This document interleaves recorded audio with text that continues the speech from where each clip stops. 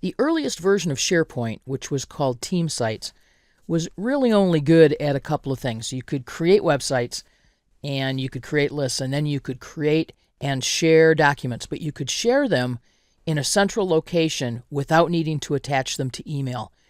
And for a number of us, that feature alone was a good enough reason to start working with Team Sites, because it solved a problem that many businesses still face today, which is having too many attachments emailed to too many people, taking up space on servers, but more importantly, making it hard to know what version of the document is the real version of the document, what we would call the one source of truth.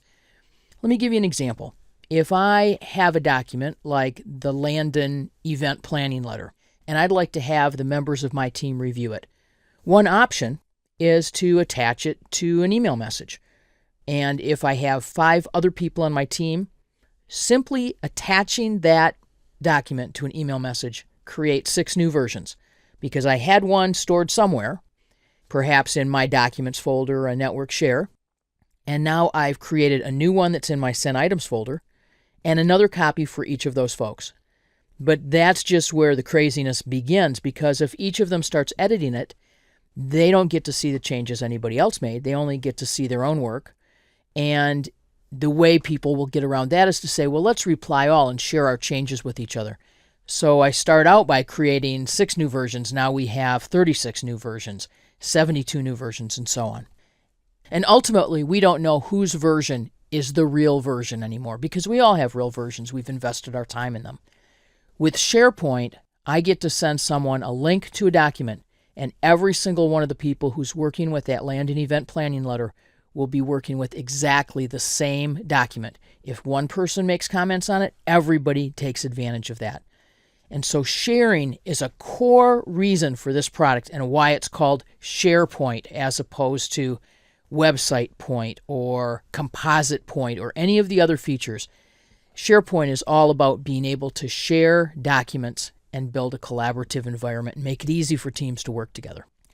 Sharing has 3 different scopes in SharePoint. The first is I can share this entire site with someone. So if I'd like to be able to invite someone to work with us on the site, either by viewing the things that are here or by collaborating and editing things and uploading content, I want to share the whole site. The second possibility is I'd like someone to share all of the documents in a library.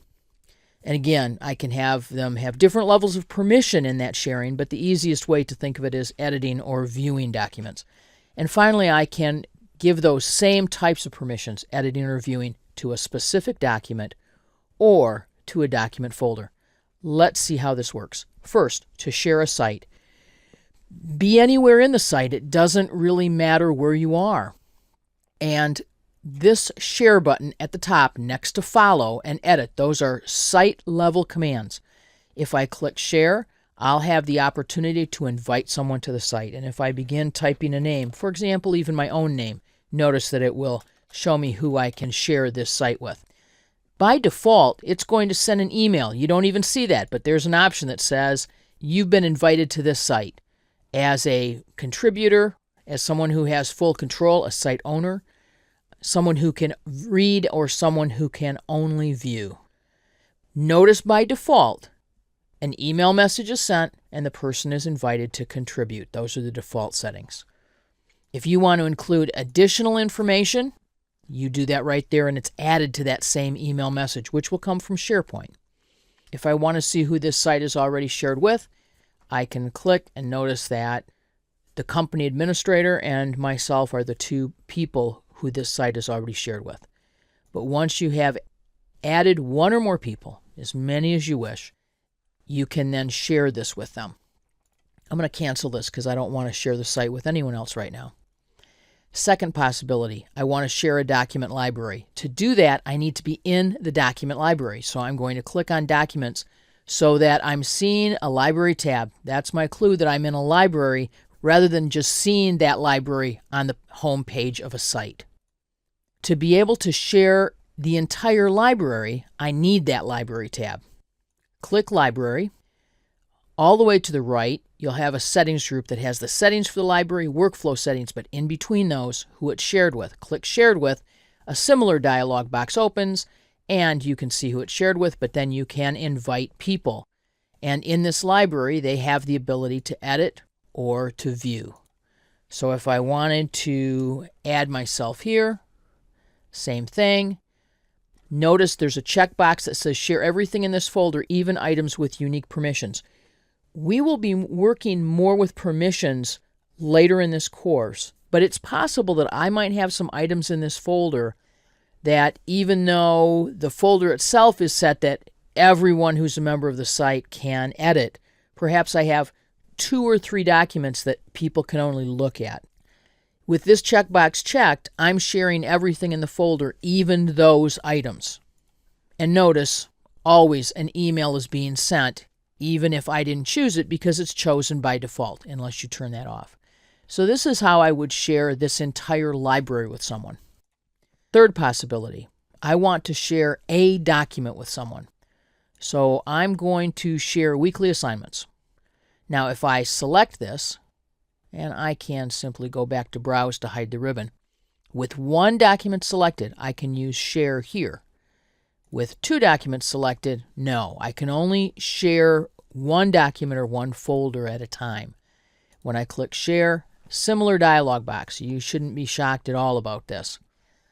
Another possibility here is get a link, and I can have a link to this document. The link is really, really long. It has all kinds of code embedded here at the end.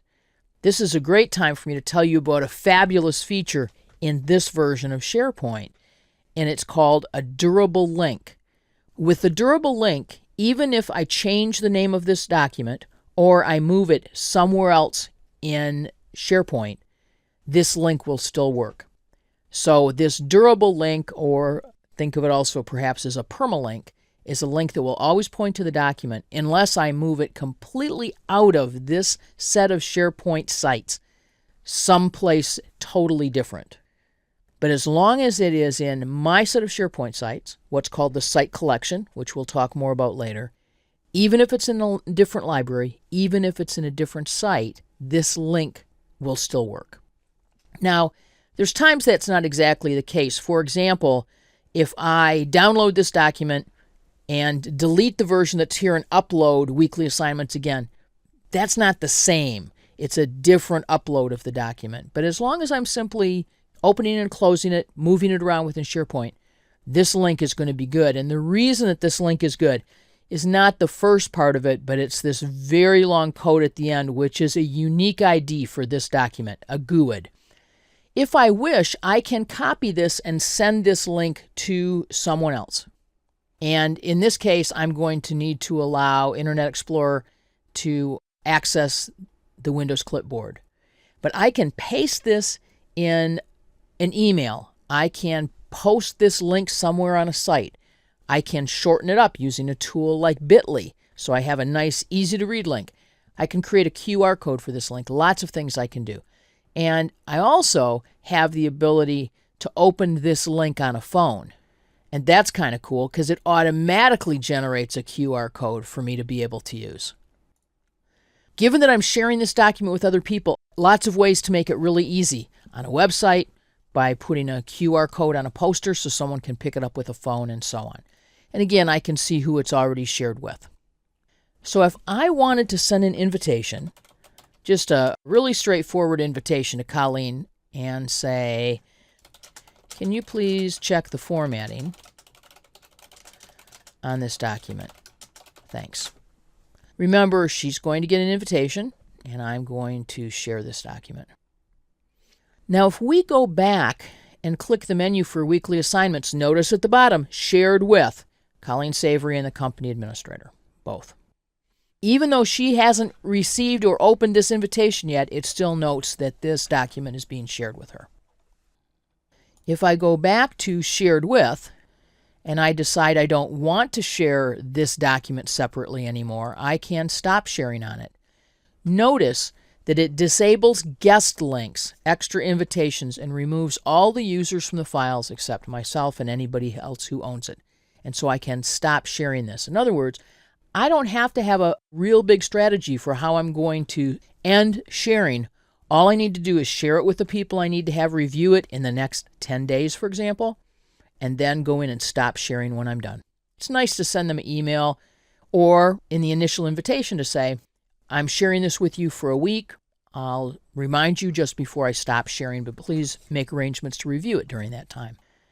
Now, I would like Colleen to look at 4 or 5 different documents because she's our formatting diva.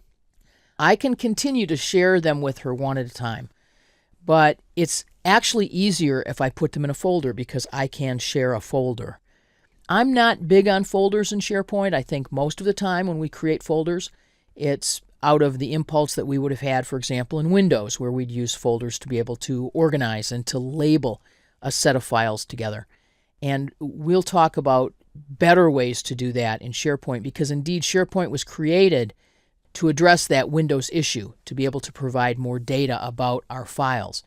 But I do like being able to create folders specifically for this type of sharing, particularly short-term sharing. So I'm going to call this formatting review. Now notice I can invite people right out of the gate here, which I like. I'm going to invite Colleen right away. I want her to be able to edit. I can include a note. Please review the formatting on the documents in this folder by the 5th of April. Thanks. I'm going to give her a couple more days. I like that. She will receive an email invitation, and I'm going to create this folder. There's my formatting review folder. Now, let me grab weekly assignments, drag and drop it into the folder. Couldn't be easier, really, could it? The event planning letter, the pre-form V2, and the promotions letter. If I open up this folder, I'll see these documents. And if I take a look at one of the documents, like the planning letter, look, it's shared with Colleen because it's in a folder that's shared with her. I didn't have to share these individually. All I had to do was create a folder and drop them all in here. You might wonder how I get back to the documents library from this folder. If I click Documents, it will take me back. But the other thing I can do if I'm in a folder, there's not really a shortcut for this, but I can go to Library, navigate up, and it will take me back up a level. And one more caveat. Sharing is really made for members of a team. If you are a site owner or an administrator, you'll want to take a look at the chapter on permissions to see the best strategies for determining who should have access to your site and how you'll provide it.